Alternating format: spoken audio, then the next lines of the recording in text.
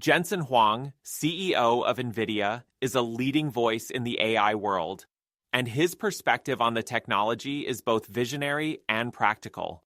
He views AI not as a mere technological advancement, but as a fundamental shift, a new industrial revolution poised to reshape every industry and facet of human existence.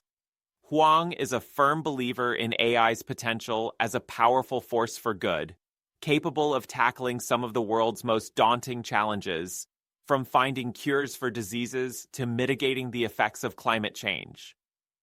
He emphasizes its capacity to improve human lives in countless ways.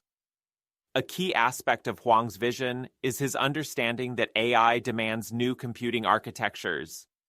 He has been instrumental in the development of GPUs, specifically designed for the intensive workloads of AI, which have been crucial to the rapid advancements in deep learning and other AI techniques.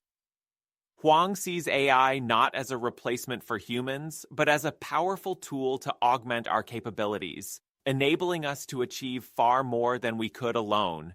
He envisions a future of human-AI collaboration, where we work together to unlock new possibilities.